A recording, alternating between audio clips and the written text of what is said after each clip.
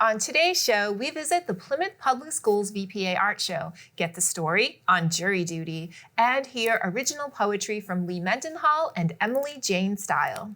And if you're looking to learn or just have some fun, we'll also be talking about classes, programs, and upcoming things to do in Plymouth, Pembroke, Kingston, and Duxbury. We're glad you're here. Let's get started.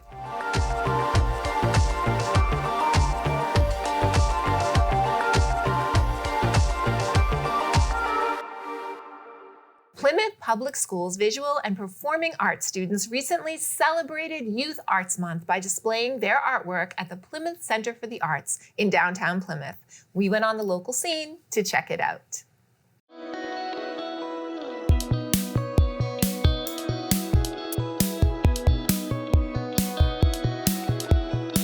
The idea was to gather all types of student work from all the schools and put them together in a celebration to really highlight the idea of arts education and it being not just a fringe, kind of nice to have, but a really important part of a well-rounded student education. I think that arts isn't always the priority, and it shouldn't always be the priority, right? Sometimes you have to worry about your calculus class or how you're doing in history, but I find that having a time built into your week or hopefully your day where your brain is in a completely different mode is helpful, even if it's not like your true calling in life, because it's just a break from numbers or writing. It's a chance to just do something completely different. I think that's healthy for all of us to try to do every day or every once in a while. And also, they tell us all the time as teachers, like, students that do art classes get better grades overall, and you know, we see that pretty consistently.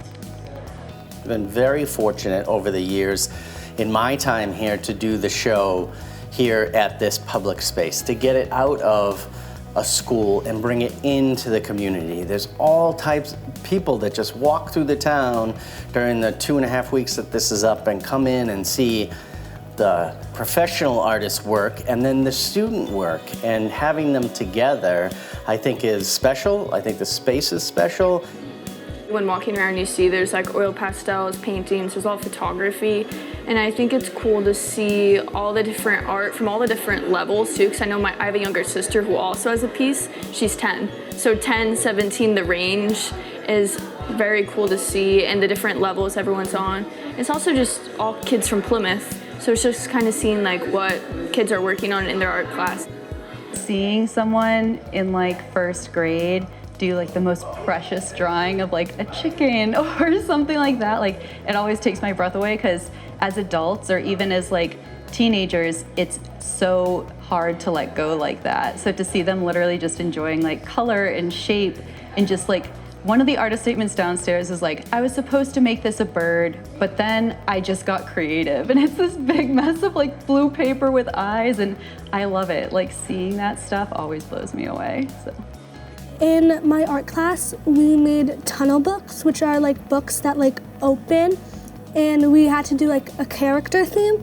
So it was right around Halloween, so I did the Addams Family, and I made like realistic pictures of each of them and glued it into the book and made a gate for the front of it. So when you open it and look in, you can see all the characters. Definitely, it's gonna be a lifelong hobby for me. Definitely a passion. I tend to lean more towards photography, even though my printmaking piece is in here. I love taking photos of everything, so I can't imagine me not taking photos for the rest of my life. And I like little like crafts too, so just everything in the art aspect really interests me, so it definitely will be a part of my life. I'll admit that sometimes I do get a bit frustrated, but for the most part, when I make art, I just feel free, because like when I'm making art in art class, like I have something to do, but like there's not like these rules. Like in math, there's a right or wrong answer, but in art, I can do whatever I feel like and express my emotions in a way that makes me feel good about it.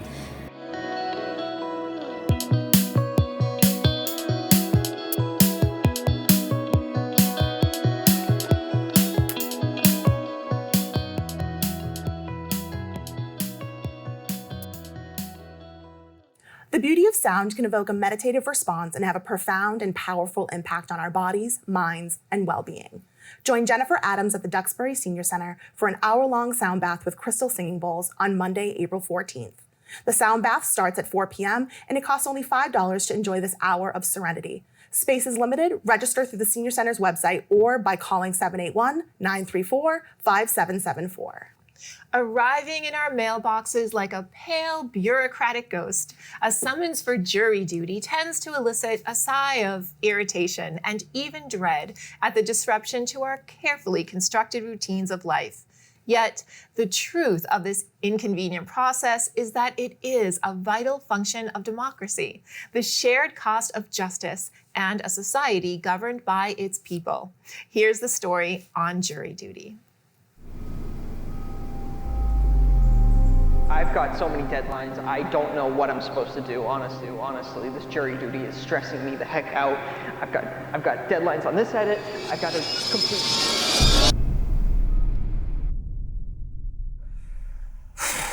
I just don't have time for this.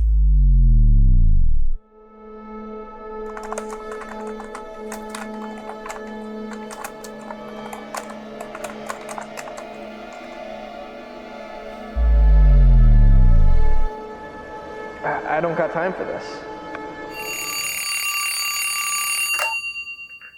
Hi, yeah, this is Matt. Okay. Yes, I'm available for a quick meeting. Yes,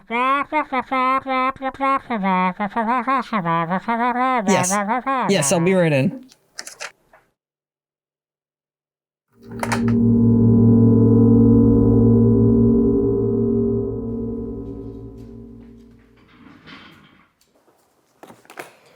Hey everyone. Don't look at me, don't look at me, don't look at me. So, let's figure out some deadlines. Hi, jury duty. Got so many deadlines, I don't know what I'm supposed to do. Honestly, jury duty stressing me the heck out. I've got deadlines on this edit, I gotta complete this edit over here, I got shoots. I don't know what I'm supposed to do. Oh, glad that isn't me. Oh man, when is the last time I served? Hope I don't get one soon. This is terrible. Jim never has a second cup of coffee at home.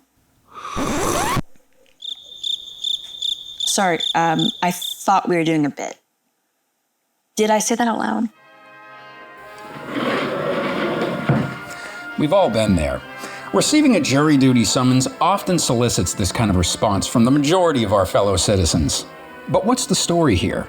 Why is something that contributes to our fundamental right to a fair jury trial perceived as one of the most dreaded pieces of mail you can get? Today, we're going to revisit the process of jury duty and hopefully change your perspective on it.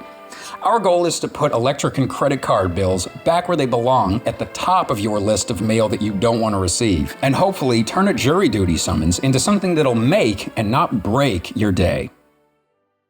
Trial by jury is a significant structural component of the American legal system. It calls a group of 12 citizens to hear arguments and evidence presented in court by lawyers for both the prosecution and defense in a legal dispute. The jury's role is to evaluate the evidence, consider the law as explained by the judge, and ultimately make a decision regarding the guilt, innocence, or liability of the defendant in a criminal or civil trial. The idea of a trial by jury originated in the Magna Carta in 1215. It developed over time and was brought to the New World by the Pilgrims and Puritans and remained important throughout the development of the United States. Thomas Jefferson included the practice in the Declaration of Independence. It is a part of the U.S. Constitution and Bill of Rights, and in our own state, it was written into the Massachusetts Constitution by John Adams in 1780. Trial by jury is so ingrained in our lives, it's hard to imagine what a justice system would be like without it. But the truth is, we're privileged to have such a system. Did you know that along with voting, serving jury duty is the most significant way to make a measurable difference in our society? When you serve as a juror, you are playing a role in making sure our justice system continues to operate as it should. Our justice system is designed to ensure fair and impartial judgment based on the collective wisdom of a community. And that community is us. It is important a jury reflects the diverse makeup of our society, so every single one of our worldviews and life experiences matter. Juries were not always as reflective of the community as they are now. The first African American to sit on a jury anywhere in the USA did so in Massachusetts just before the Civil War in 1860. And women were not allowed to serve jury duty until 1950. That is 30 years after they got the right to vote. And in the 1980s, the court system took legislators, parents of young children, clergy, teachers, firefighters, and lawyers off the exempt list, meaning they too could be called to serve. This got us closer to making the process fair to all, and the jury pool a more representative slice of the actual community. Now, let's talk nitty-gritty. We don't dread jury duty because we have an aversion to being good citizens. We dread jury duty because it can be time-consuming, take us away from our jobs, and has the very real potential to be a boring old drag. The court system does recognize this. They understand that the civil responsibility we all have puts some people out more than others. This is the part where I'm going to show you how the Massachusetts court system has worked hard to help make it a little less burdensome for everyone. Here are some examples. Extra and unplanned childcare expenses can be a huge issue for folks who get called to serve jury duty. If you are a parent who is unemployed and at home with your kids, you can be reimbursed for childcare expenses up to $50 a day for the first 3 days. After the third day of service, you will get paid $50 by the state, just as all other jurors do. Having to miss days of work can be financially stressful for many of us. Did you know in Massachusetts, your employer is required to pay your regular wages for the first 3 days you miss because of jury duty? After that, the state will compensate jurors at a rate of $50 per day. Often, it is not the financials, but the actual time away from your job responsibilities that make serving jury duty a hardship. The good news here is that it isn't 1981. Back then, people had to serve an entire 30 days. If the trial they were on wrapped up in less than that, they would still have to continue to serve, potentially on another trial. But in 1982, Massachusetts changed that law and was the first state in the U.S. to introduce the one-day or one-trial system, making the whole process a lot less burdensome on your everyday life. Currently, you either serve 1 day or the length of a trial. And most of the time, trials are 3 days or less. And when you complete your service, you won't be called again to state court for at least another 3 years. And finally, as far as being a big, boring drag, the truth is, if you do get called to serve on a jury, it is likely you will discover it to be a unique, compelling, and educational experience. You will learn basic law from the explanations given to you by the judge. You will hear evidence and be asked to analyze facts and apply it against the laws that you have learned. You will render a verdict and be a part of administering justice. That is powerful. When you serve jury duty, you become the living, breathing representative of our government. A government of the people, by the people, for the people. We all share this fundamental right, and we all have the responsibility of maintaining it. Hey, I thought you had jury duty. I did my 1 day. Turns out they didn't need me. Easy as that. Not so bad, really. Honestly, I'm kind of a little disappointed I didn't get picked. Might have been fun. Oh well. I'm off for the next 3 years. I'll be able to make my deadlines now, no problem. That's great. 3 years free from state court. But you do know you could get called to serve in federal court, right? Wait, what? Yeah. Unless you served on a trial for at least 5 days in the past 3 years, the 1 day, one trial doesn't excuse you from federal court. So you still might have the chance to get put on an exciting and educational trial. Honestly, yeah. Yay. Thank you all for being here with us on the local scene. I hope now, when you receive that jury duty summons in the mail, it feels a little less like a letdown and a lot more like winning the lottery. On Wednesday, April 16th at 7 p.m., the Blake Planetarium is presenting The Hot and Energetic Universe, a documentary program featuring engaging immersive visualizations and real images that will highlight the latest ground-based and space telescopes and explain electromagnetic radiation. It will also explore natural phenomena related to high-energy astrophysics, a discipline that helps us understand the universe by studying hot gas in galaxy clusters and surrounding supermassive black holes. This hour-long 3-show program will also include seasonal stargazing, a brief overview of the winter sky, and losing the dark, about the issues stemming from light pollution and 3 simple actions you can take to help mitigate them. Visit the planetarium's Eventbrite page to purchase tickets.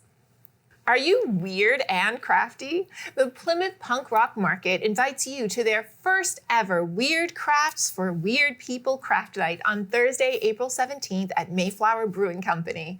Hang out with other crafty folks from 6 to 8 p.m.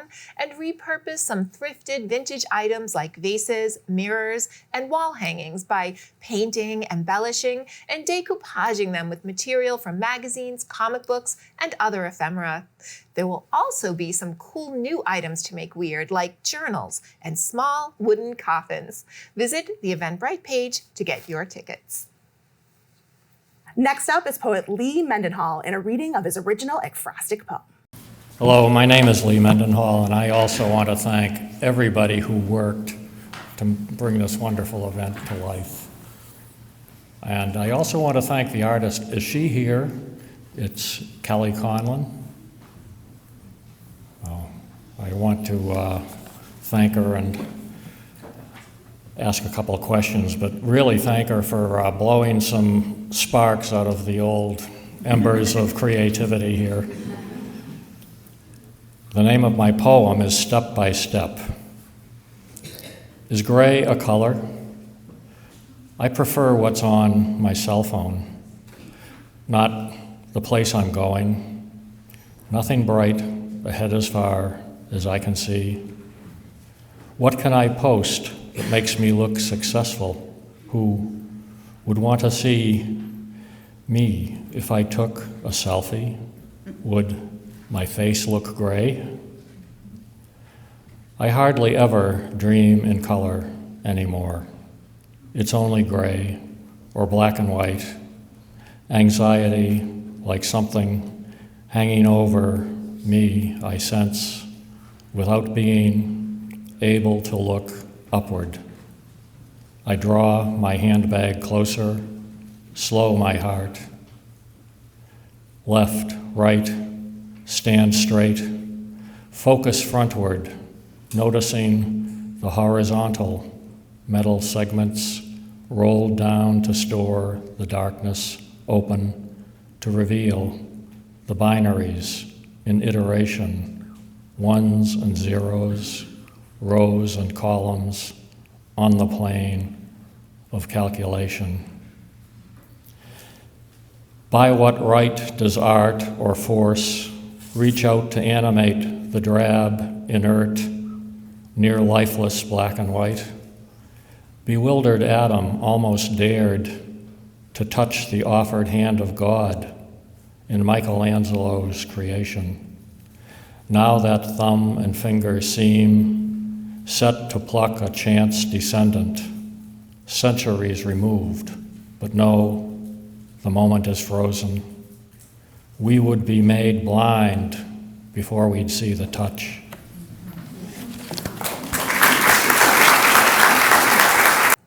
April 19th, 2025 marks 250 years since the start of the American Revolution. And to commemorate this anniversary, the Plymouth Antiquarian Society is offering a day of learning and immersive experience on April 26th, beginning at 8:30 a.m. The 2025 South Shore History Symposium will be a half-day program at the Spire Center, featuring 5 presentations by regional historians and authors. The presentations include Tea, Tories, and the Almost Battle of Marshfield, given by Patrick Brown, Executive Director of Plymouth Antiquarian Society. The Revolutionary Life of Mary Cushing Lincoln by Michelle Coughlin, author and historian. A Comedy of Errors, Plymouth County Militia and the American Campaigns in Rhode Island by James Glinsky, author and historian. Mercy Otis Warren, the first female historian of the American Revolution by Nancy Rubin Stewart, president of the Mercy Otis Warren Society and executive director of the Cape Cod Writers Center, and South Shore Stories of Bailey's 2nd Mass Regiment, presented by Stephen O'Neill, executive director of Hanover Historical Society and director of the Dyer Memorial Library. Tickets are only $20 per person. Register via southshorehistory.org. After the symposium at the Spire Center, head over to Spooner House Museum at 2 p.m. for Liberty and Tea, an immersive experience inviting attendees to step into the world of pre-revolutionary Plymouth. You'll be able to sample historical teas, including the very varieties that made their way into Boston Harbor for the famed Tea Party, and an herbal Liberty tea the Patriots sipped in protest. There will also be a pop-up exhibit of rarely displayed artifacts from the Antiquarian Society's collection and guided tours of the Spooner House. This event is $12 per person or $8 for members. Visit PlymouthAntiquarian.org/events to learn more. Grammy Award-winning, Emmy-nominated 9-time All-Ireland fiddle champion and former Riverdance star Eileen Ivers and her band joined conductor Stephen Karadianis and the Plymouth Phil to bring the full range of brass, woodwind, strings, and percussion magic to Plymouth Memorial Hall. Celtic Spirit, Eileen Ivers and Orchestra are doubling the fun with 2 performances, Saturday, May 3rd at 7:30 p.m. and an afternoon delight on Sunday, May 4th at 3 p.m. Visit PlymouthPhil.org to get your tickets. Something fishy is happening at the Plymouth Gristmill on Saturday, April 26th, and you won't want to miss it. The Herring Run celebration is a family-friendly gathering to cheer on the tens of thousands of hardworking alewife herring as they migrate upstream to spawn in Billington Sea. From 10 a.m. to 3 p.m. at the Gristmill and along Townbrook Park, there will be live music, alewife art, opportunities to contribute to ongoing herring research, and scientists who study herring migration available to chat with and ask questions. You'll be swimming in good times at this free event. Visit plymouth.org to learn more. You'll be swell, you'll be great because the Duxbury Bay Maritime School is going to give you the world on a plate. Okay, maybe not the world, but you'll be served a slew of timeless, toe-tapping, iconic Broadway tunes at Everything's Coming Up Roses, an enchanting evening of show-stopping songs. The performances benefit the introductory season of the Harbor Lights Theater and are happening in the stunning setting of Clifford Hall and its gorgeous views of Duxbury Bay on Saturday, April 12th at 5 p.m. and 8 p.m. On stage, Broadway actors will be belting out numbers from some of the most memorable shows: Gypsy, Waitress, Rent, Mamma Mia, Funny Girl, South Pacific, and more. Offstage, there will be a flurry of exclusive launch celebration opportunities, exciting season announcements, exclusive ticket offerings, and a fantastic silent auction offering once-in-a-lifetime experiences. Tickets start at $55, with VIP packages also available. Visit the Eventbrite page to purchase tickets and check out the VIP offerings. Like planting season, perennials return every year. Join Master Gardener Kathy Gariepi at the Adams Center on Tuesday, April 29th for tips on the best perennials for your Massachusetts garden, how to grow and keep them blooming all season long, and ensure their return for after next winter. The presentation starts at 6 p.m. and will be an hour long. The link to register can be found by visiting the Kingston Public Library's website. On Wednesday, April 23rd, the Pembroke Public Library invites you to come down for a family-friendly movie and snacks. The movie will be DreamWorks' 2024 film, The Wild Robot. This PG-rated movie is an animated sci-fi adventure about an intelligent robot named Roz, who gets stranded on an island and bonds with animals to survive. Speaking of snacks and robots, did you know that robots' favorite snack is microchips? Anyway, the movie will start at 1:30 p.m. and the runtime is about 1 hour and 42 minutes. Next up is poet Emily Jane Stile in a reading of her original work. Our next poet is Emily Stiles.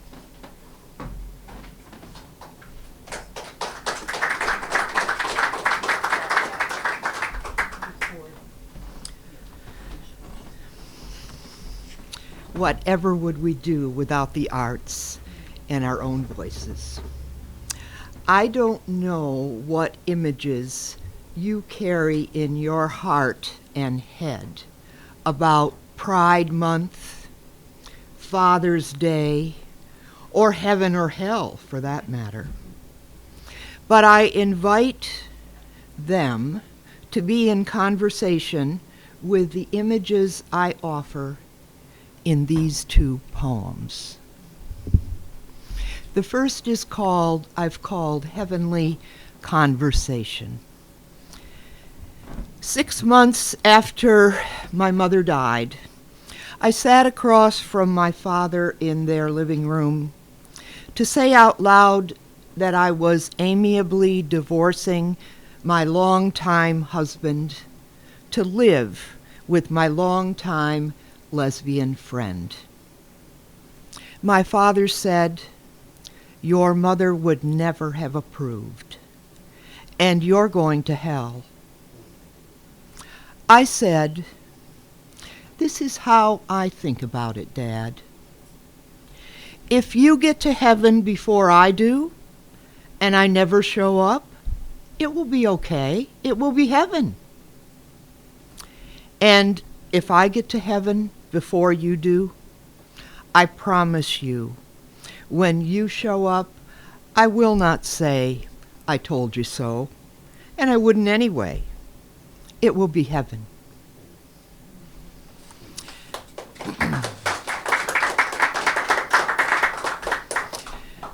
This poem is also about my dad. I've entitled it Cell Phone Reach. Every time I use my cell phone to look up a word, I think about how my father loved the dictionary.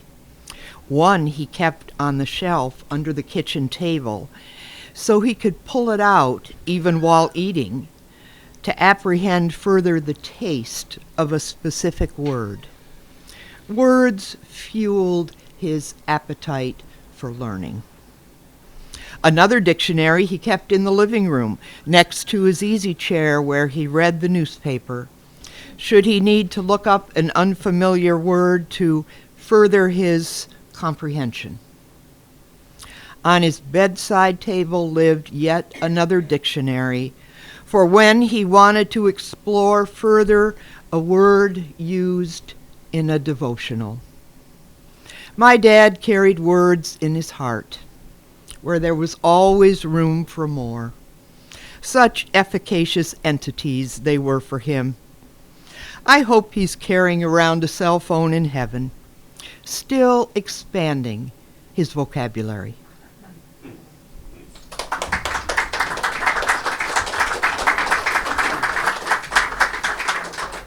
Protect Yourself Against Fraud and Identity Theft is a free presentation by the AARP Mass Speakers Bureau at the Kingston Council on Aging on Monday, April 28th at 1 p.m. The tactics scammers use to bilk innocent victims out of billions of dollars each year are devious. They use tech support, business impersonation, AI, cryptocurrency, and social media to trick you into emptying your wallet into their pockets. This presentation will look at the scammer strategies and give you the knowledge you need to outsmart them and the steps you can take to keep your finances and identity safe and secure. Call the Kingston Senior Center to reserve your spot.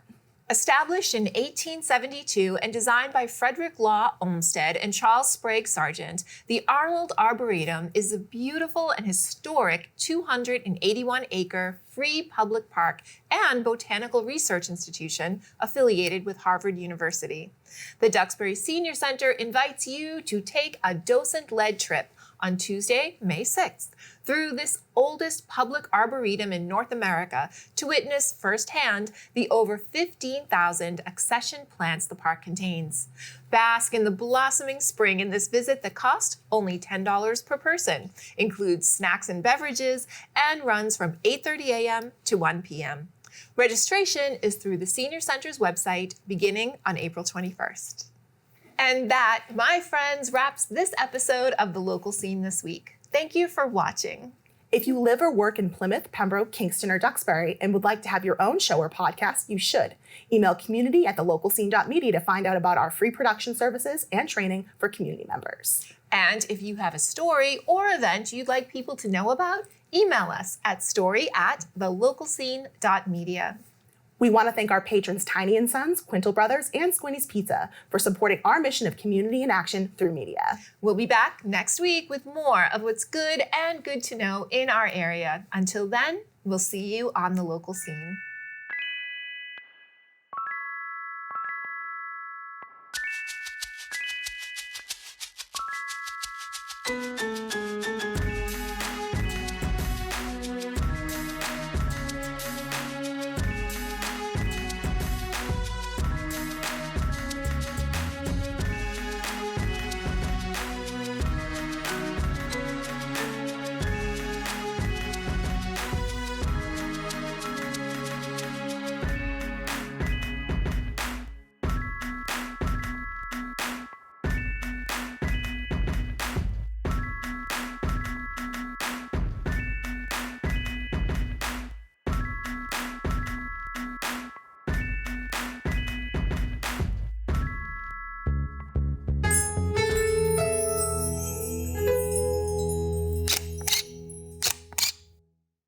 If you like what you saw, please like and subscribe to the local scene here and share everywhere.